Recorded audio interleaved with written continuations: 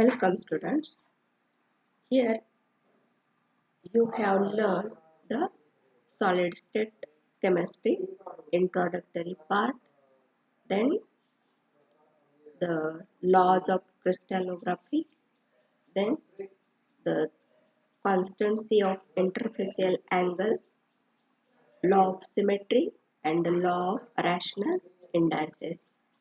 Again you have studied the Weiss indices, Miller indices and different planes or phases of the crystal.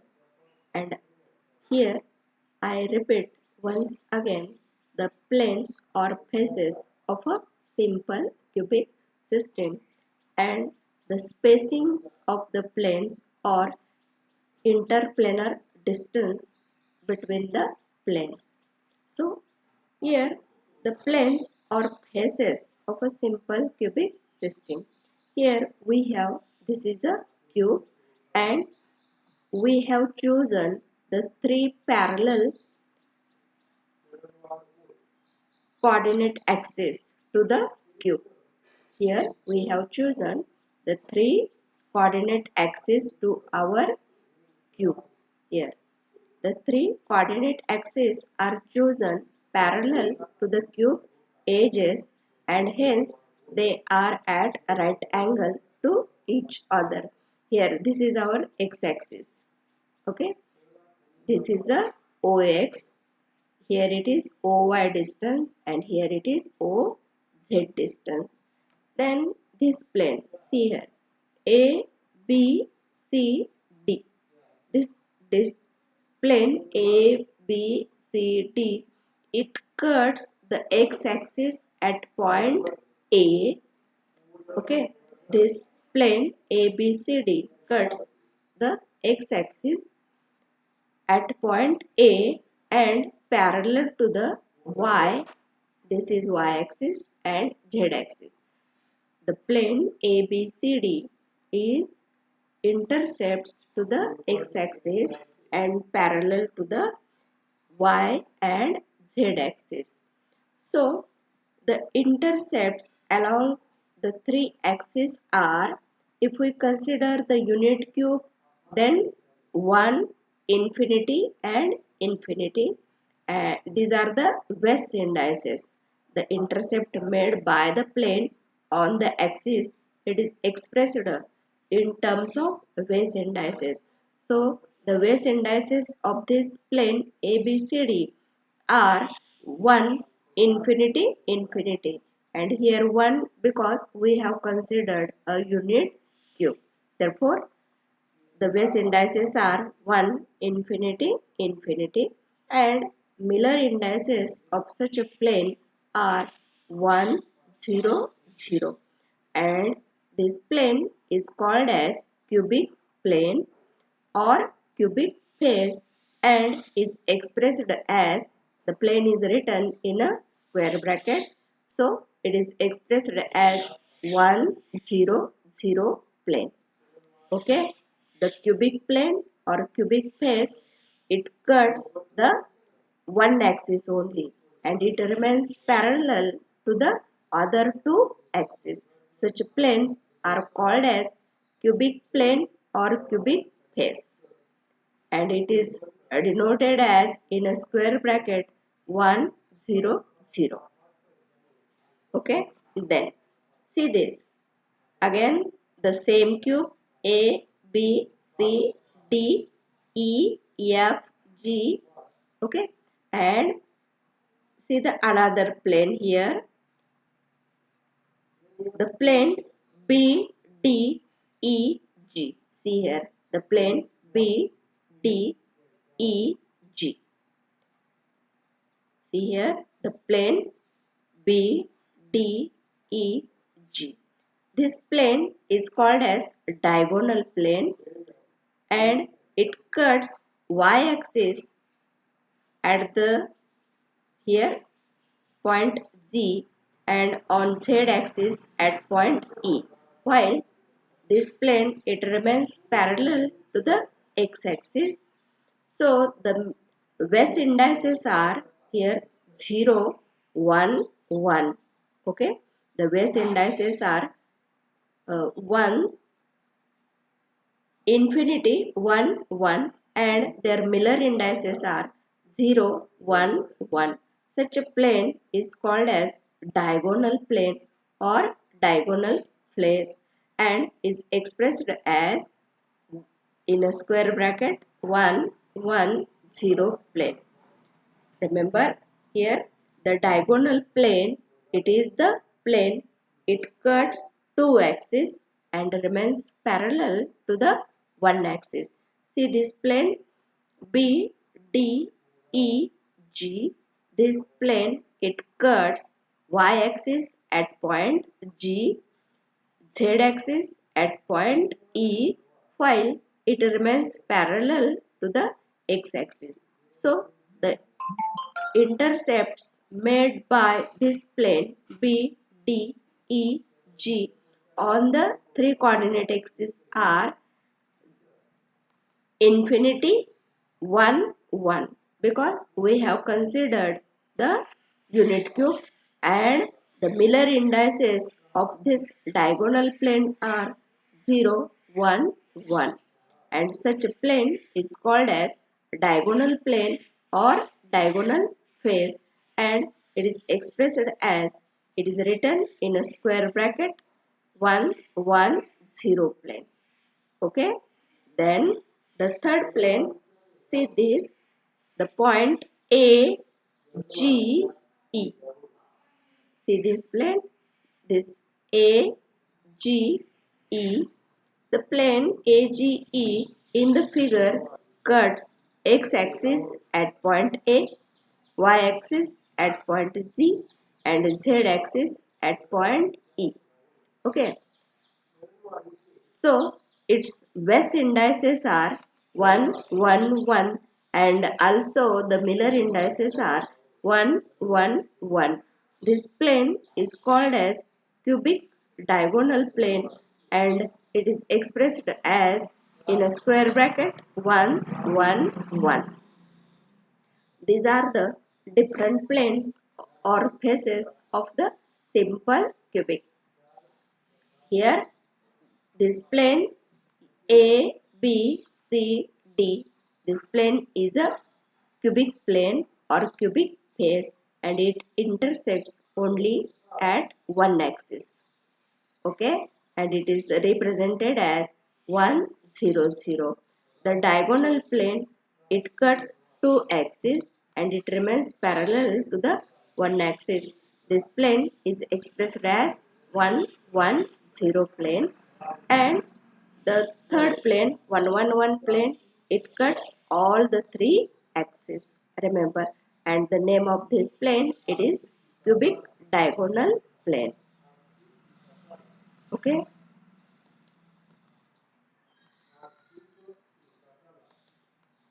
Then the interplanar distance, the distance between two planes or two faces. It is given by a simple ratio in case of simple cubic or primitive cubic. Here, the distance between 100 plane, 111 plane and 111 plane. If we have considered A, it is the side of the cube, then the ratio of these planes, it is given by D100 has to D110 has to D111 and it is equal to A has to A by root 2 has to A by root 3 and it is equal to 1 has to 1 by root 2 has to 1 by root 3 and if we simplify this we get 1 has to 0.707 has to 0.577. Then in case of face-centered cubic, this distance between D00 plane, D100, D110 and D111 plane, it is equal to A by 2 has to A by root 2 has to A by root 3 and it is equal to 1 has to 1 by root 2 has to 2 by root 3 and this ratio becomes 1 has to 0.707 has to 1.154, and in case of body centered cubic this ratio becomes 1 has to 1.415 has to 0.577. Okay, and then the next point that you are going to learn, that is the diffraction of X-rays. Okay, diffraction of X-rays. Here the scientist Max von Laue suggested that the diffraction of X-rays is possible by means of a crystal, and because here the wavelength of X-rays, it is in the same order of the distance between the atoms in the crystal, and that is in the order of 10 raised to minus 8 centimeter. Remember, the scientist Max von Laue suggested that the diffraction of X-rays is possible by means of crystal, and the reason for suggestion that the wavelength of X-rays is in the same order to that of the distance between atoms in the crystal, and when he incident heterogeneous X-rays on a crystal, he observed a regular pattern of the crystal structure and simple arrangement of the Laue pattern. Here there is a X-ray tube, then slit, then the crystal and screen. Here Laue arranged a X-ray tube, slit, then crystal and screen, and on that screen the Laue it obtained this is a regular pattern, and it shows that there is a definite arrangement of atoms in the crystal, and this method it helps to understand the internal structure of the crystal. Okay, then the scientist Bragg and Laue they both expanded their views to understand the structure of crystal. Here the then this Laue method, it is quite difficult to understand the crystal structure. By interpreting the spots on photographic plate, the information about internal structure can be given, but interpretation of spot was very difficult by this method. The Laue photograph of zinc blende structure, here it is shown in this diagram. Then the your next point, that is the derivation of Bragg's equation. Here the Laue's idea they are extended by the scientist Bragg using a homogeneous X-rays.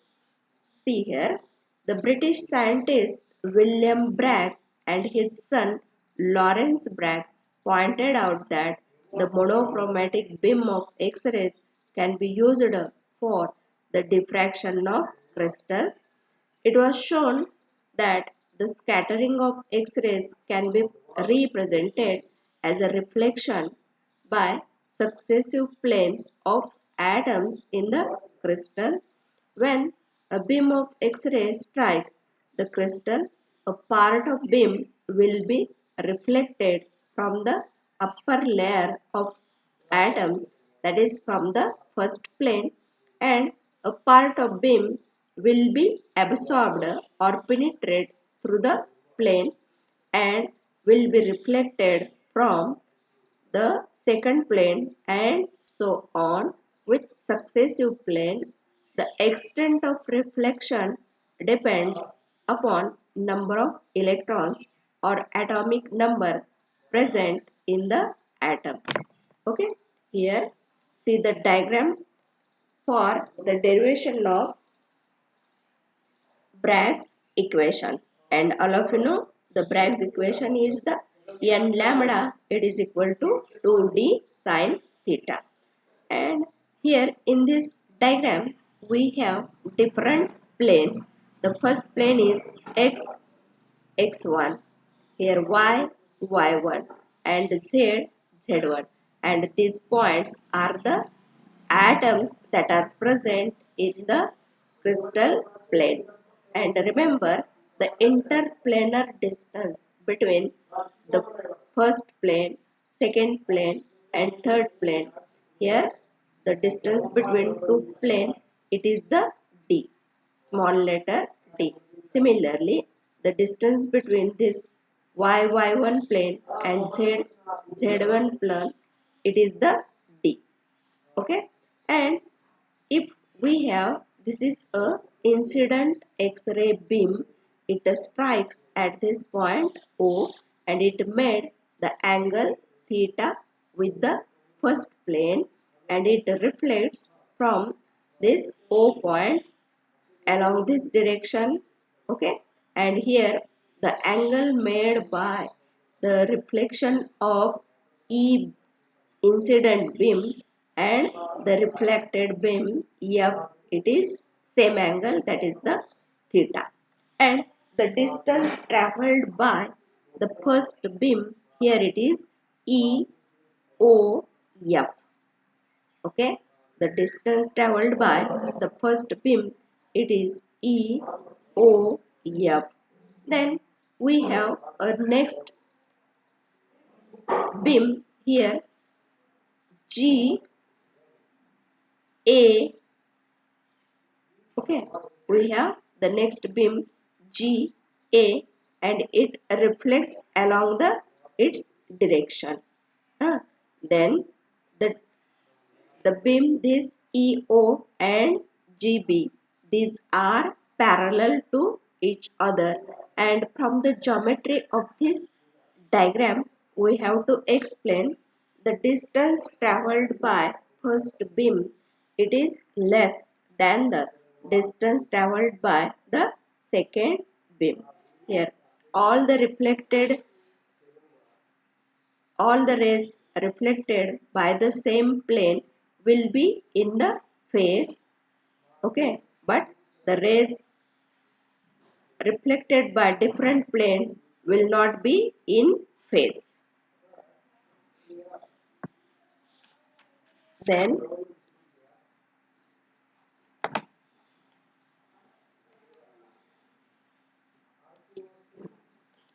here the condition of reinforcement, that is the path length of second beam, it is greater than the path length of first beam.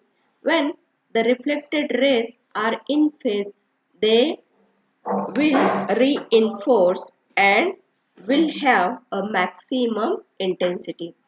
If the reflected rays are out of phase, then they cancel or they interfere each other and intensity will not be maximum. Consider x1, y1 and z1 be a parallel lattice planes of the same type. The distance between two successive atomic planes is a d as shown in the figure. A monochromatic beam of X-ray with wavelength lambda strikes the crystal at a glancing angle theta. The first beam EO strikes the atom of the first plane and gets reflected along the OF with same angle theta. A part of second beam may penetrate through the first plane and get reflected from a second plane along BOF. The reflected beam of X-rays will either interfere or reinforce with each other.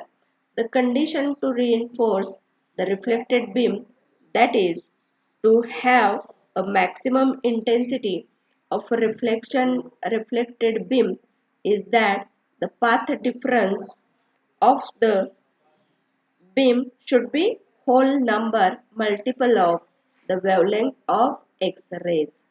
That is, to have maximum intensity of reflected beams, the condition is path difference it is equal to n lambda, where n it is the whole number and have values 1, comma 2, comma 3, and lambda is the wavelength of incident X-rays. Here, as shown in the figure, the path followed by the first beam, it is EOF and it is equal to EO plus OF, and the path followed by second beam, it is equal to GBF, it is equal to GB plus OB plus OF, and the path difference it is equal to GBF minus EOF, and it is equal to here GB plus BO plus OF minus EO minus OF, that is the path difference it is equal to GB plus BO minus EO. Now draw a perpendicular OA on Z1 and draw perpendicular OC on the BA. Okay, here EG and OC are parallel. Then the right angles BOD and BDA are congruent because line BD is common. Angle BDA and BDO are right angles and length DO it is equal to length DA and it is equal to small d. Hence BO it is equal to BA. Then the path difference it is equal to, from this equation 3, here GB plus BA minus EO, that is path difference it is equal to GC plus CA minus EO. Okay, that is the path difference it is equal to n lambda it is equal to CA. And now consider the right angle ACO. See the right angle ACO, it is 90 degree, and the angle CAZ it is equal to theta. Therefore, angle CAO it is equal to 90 minus theta. Hence, in the triangle, angle AOC must be theta. So that we can write sin theta it is equal to CA upon AO, and CA it is equal to AO into sin theta. But CA it is equal to n lambda and AO it is equal to 2D. Therefore, n lambda it is equal to 2D sin theta. And this is called the Bragg's equation. Bragg's diffraction law, okay, where n is the order of reflection and it may be 1, 2, 3, and lambda the wavelength of incident X-rays, d it is the spacing between planes, and theta the incident angle. See here, as the distance between same types of plane is fixed, distance between same types of plane is fixed, wavelength of homogeneous X-rays is same, then possibility of getting maximum intensity of reflection will depend upon the incident angle theta. As theta is increased gradually, the maximum reflection will be obtained at certain incident angles theta 1, theta 2, theta 3 corresponding to n it is equal to 1, 2, 3. Corresponding maximum reflections are called as first order, second order, and third order. The maximum intensity of reflection will not be obtained when path difference is fractional multiple of wavelength. Both Father Sir W. H. Bragg and his son W. L. Bragg, for their co-work on the crystal structure determination by X-rays, were awarded a Nobel Prize in 1915. Remember, the Bragg obtained a Nobel Prize, father and his son, in 1915 for the determination of crystal structure by using X-rays. And the next point that you are going to learn in tomorrow's lecture, that is the determination of crystal structure of NaCl, and the another structure that you are going to study, that is the KCl, NaCl and KCl. Okay, thank you.